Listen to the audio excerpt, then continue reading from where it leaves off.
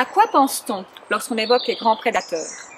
En biologie, on parle de grands prédateurs lorsqu'on se trouve face à un prédateur qui est au sommet de la chaîne alimentaire. Sur le territoire helvétique, on compte aujourd'hui 3 espèces de grands prédateurs indigènes: le loup, le lynx et l'ours brun. Les 3 espèces ont des habitats très vastes, qui dépassent souvent les frontières nationales.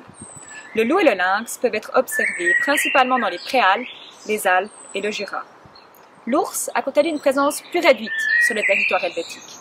Il s'agit principalement de jeunes mâles provenant d'Italie qui se déplacent de manière provisoire dans le canton des Grisons. Le retour des grands prédateurs en Suisse apporte des tensions entre le milieu agricole notamment, qui est parfois confronté à une coexistence délicate, et celui de beaucoup d'écologistes qui considèrent ces espèces comme des espèces clés dans l'équilibre des écosystèmes. Dans cette courte vidéo, nous allons enquêter ensemble sur la situation juridique des grands prédateurs en Suisse. Nous parcourons à cette fin le chemin qui nous amènera aux lois actuellement en vigueur et puis aux tensions que le sujet suscite à travers des exemples illustratifs et d'actualité. La Convention relative à la conservation de la vie sauvage et du milieu naturel de l'Europe, aussi connue sous le nom de Convention de Berne, est un traité international ratifié par la Suisse et entré en vigueur sur le territoire le 1er juin 1982. Cette convention représente un instrument central dans la gestion des grands prédateurs, en particulier celle du loup et de l'ours. Listés à l'annexe 2, leur statut d'espèce strictement protégé interdit en principe toute mise à mort intentionnelle. Cette protection n'est néanmoins pas absolue. Des dérogations sont possibles sous certaines conditions. Concernant le lynx, qui est compris dans l'annexe 3, la protection internationale est moins stricte. Que peut-on en retenir de cette réglementation internationale? Probablement son rôle majeur dans la protection des grands prédateurs. La Convention de Berne a effectivement des répercussions sur le droit suisse, que nous allons maintenant examiner en commençant par la Constitution fédérale de la Confédération suisse. Les grands prédateurs sont ici principalement concernés par 2 dispositions. L'article 78, alinéa 4, qui traite de la protection de la faune et de la flore, et l'article 79, consacré à la pratique de la chasse et de la pêche. Que nous apportent ces dispositions exactement? Elles nous informent sur la répartition des compétences législatives entre la Confédération et les cantons. Comme l'ours, le loup et le lynx sont des espèces protégées, nous y reviendrons, nous nous trouvons face à un cas de compétence fédérale globale. Notre recherche se concentrera donc sur le droit fédéral. La loi fédérale sur la chasse et la protection des mammifères et oiseaux sauvages, ou loi sur la chasse, nous transmet plus d'informations quant à la gestion des grands prédateurs. De par leur statut biologique de carnivores, ces derniers entrent dans le champ d'application de la loi, qui leur confère par ailleurs le statut d'espèce protégée. Que dit la loi sur la chasse? Elle prévoit principalement 2 mesures que nous allons maintenant examiner. Conformément à l'article 12 de la présente loi, les cantons sont en principe compétents pour prendre des mesures de prévention des dommages. La Confédération encourage et coordonne les mesures cantonales concernant la protection des animaux de rente. Et en plus, les cantons ont également le mandat d'informer suffisamment la population sur le mode de vie, les besoins et la protection de la faune sauvage. La situation des grands prédateurs est réglée de manière plus précise dans l'ordonnance sur la chasse et la protection des mammifères et oiseaux sauvages, ou ordonnance sur la chasse. On y aborde notamment, suivant l'ordre de la loi, les mesures ayant trait à la régulation des grands prédateurs ainsi que celles concernant l'indemnisation et la prévention des dégâts causés par ces derniers.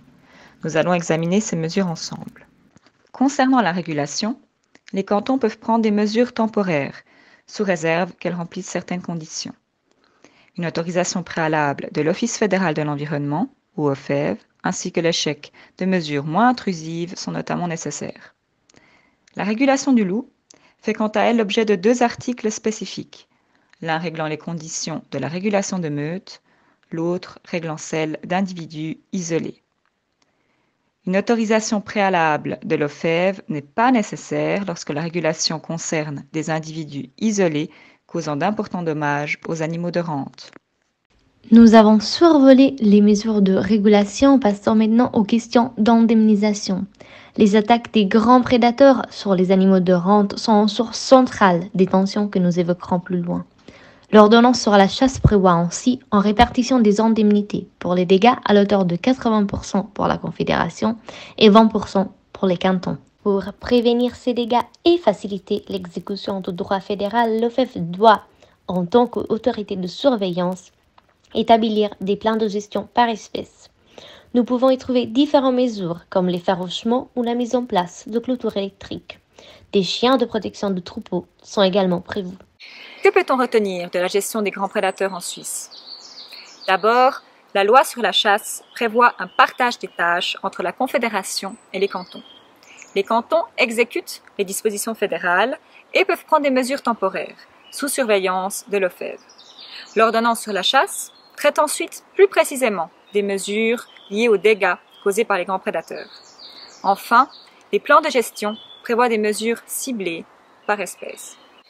La gestion des grands prédateurs ne se traduit pas que par des réglementations. Elle soulève également des tensions pratiques, notamment concernant les mesures de prévention des dégâts.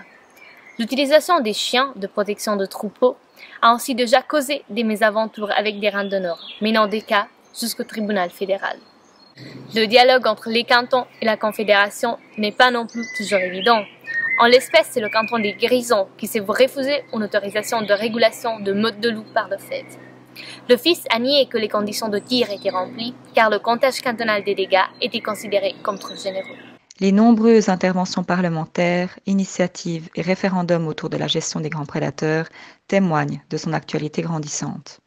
Le référendum sur la révision de la loi sur la chasse, refusé par le peuple en 2020, a donné lieu à d'intenses discussions au sein du Parlement pour répondre notamment aux craintes des milieux agricoles.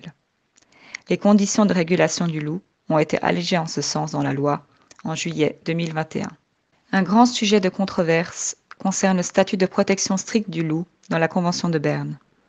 Approuvée en 1980 sans réserve, la Confédération n'avait pas prévu le retour du loup en Suisse.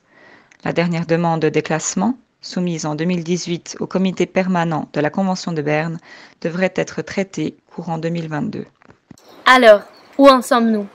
Le retour des grands prédateurs en Suisse soulève des tensions entre les différentes conceptions de ces derniers.